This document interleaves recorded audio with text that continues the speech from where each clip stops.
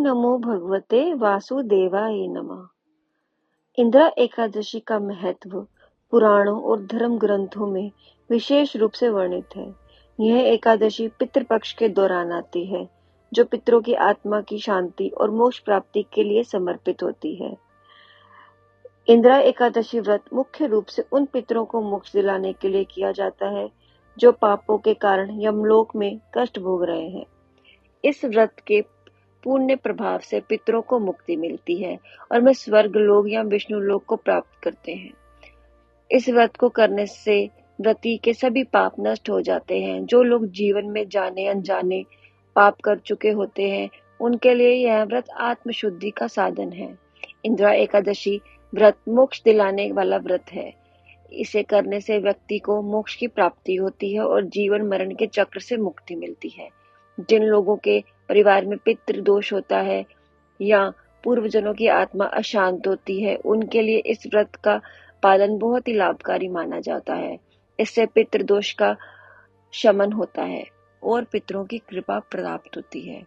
यह व्रत भगवान विष्णु की कृपा प्राप्त करने का विशेष माध्यम है। इसके पालन से व्यक्ति के आध्यात्मिक स्तर में वृद्धि होती है और वह धर्म के मार्ग पर अग्रसर होता है।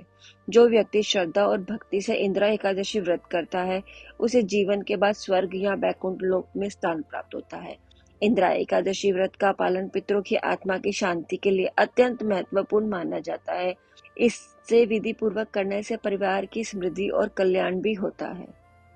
इंदिरा एकादशी की पौराणिक कथा और महत्व दोनों ही धर्म ग्रंथों में वर्णित है। यह व्रत पितृपक्ष के दौरान आता है और इसका संबंध पितरों की आत्मा की शांति को मोक्ष से जुड़ा होता है। इंदिरा एकादशी की पौराणिक कथा और महत्व दोनों ही धर्म ग्रंथों में वर्णित है। यह व्रत पितृपक्ष के दौरान आता है और इसका संबंध पितरों की आत्मा की शांति को मोक्ष से जुड़ा होता है। इंदिरा एकादशी पौराणिक कथा।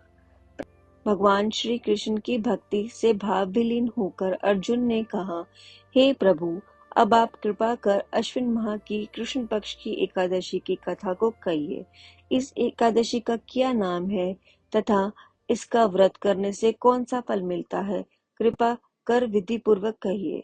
भगवान श्री कृष्ण ने अर्जुन से कहा, हे धनुर्धन, अश्विन माह की कृष्ण पक्ष की एकादशी का नाम इंदिरा है। इस एकादशी का व्रत करने से सभी पाप नष्ट हो जाते हैं। नरक में गए हुए पितरों का उद्धार हो जाता है। हे अर्जुन, इस एकादशी की कथा के श्रवण मात्र से ही मनुष्य को अनंत फल की प्राप्ति होती है। मैं ये कथा सुनाता हूँ, तुम ध्यान पूर्वक इसे सुनना।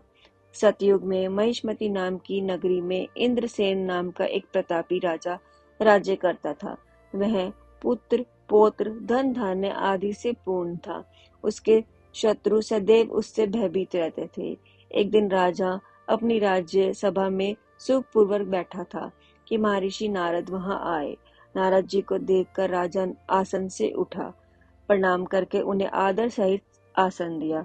तब महर्षि नारद जी ने कहा, हे राजन, आपके राज्य में सब कुशल से तो है। मैं आपकी धर्मपरायण गता देखकर अत्यंत प्रसन्न हूँ।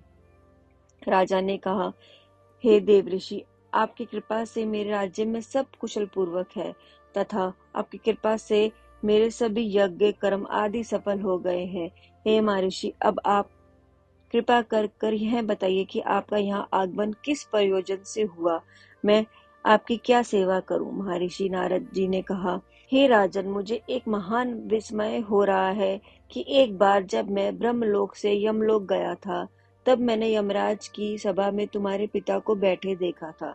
तुम्हारे पिता का महान ज्ञानी, दानी तथा धर्म आत्मा थे, मगर एकादशी के व्रत के बिगड़ जाने के कारण यह यमलोक को गए।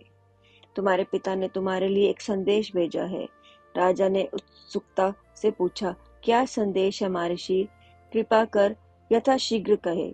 राजन, तुम्हारे पिता ने कहा है, महर्षि, आप मेरे पुत्र इंद्रसेन, जो कि महिष्मती नगरी का राजा है, के पास जाकर एक संदेश देने की कृपा करें कि मेरे किसी पूर्व जन्म के बुरे कर्म के कारण ही मुझे यह लोक मिला है।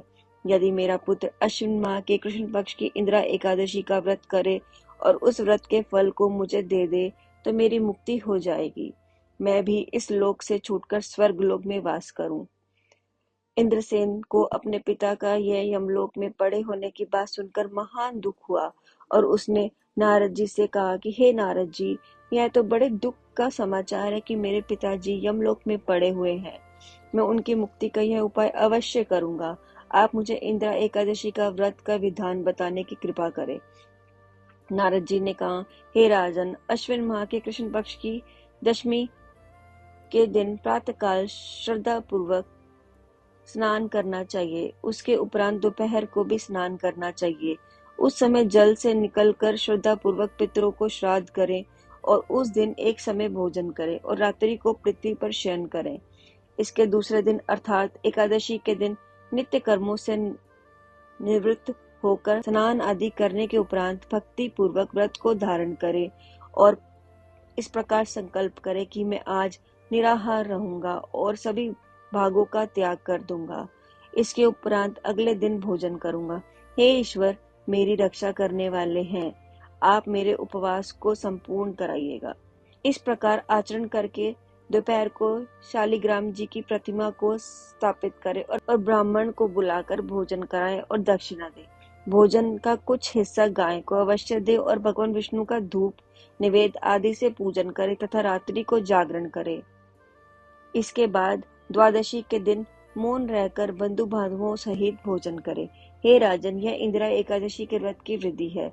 यदि तुम आलस्य त्याग कर इस एकादशी का व्रत करोगे तो तुम्हारे पिता अवश्य ही स्वर्ग के अधिकारी बन जाएंगे। नारद जी राजा को सब विधान समझाकर अलोप हो गए। राजा ने इंदिरा एकादशी के आने पर उसका विधि पूर्वक व्रत किया। बंधु बांधवों सहित इस व्रत के करने से आकाश से पुष्पों की वर्षा हुई और राजा के पिता यमलोक से रथ पर चढ़कर स्वर्ग को चले गए। इस एकादशी के प्रभाव से राजा इंद्रसेन भी इंद्रलोक में सुख भोगकर अंत में स्वर्गलोक को गए। भगवान श्री कृष्ण ने कहा, हे सखा, ये मैंने तुम्हारे सामने इंदिरा एकादशी का महत्व का वर्णन किया है। इस एकादशी के पढ़ने व सुनने मात्र से ही सभी पापों का शमन हो जाता है और अंत में मनुष्य स्वर्गलोक का अधिकारी बनता है। कथा का सार, मनुष्य जो भी प्रण करे उसे चाहिए कि वह उसको तन मन धन से पूरा करे। किसी भी कार्य का प्रण करके उसे तोड़ना नहीं चाहिए। ओम नमो भगवते वासुदेवाय नमः।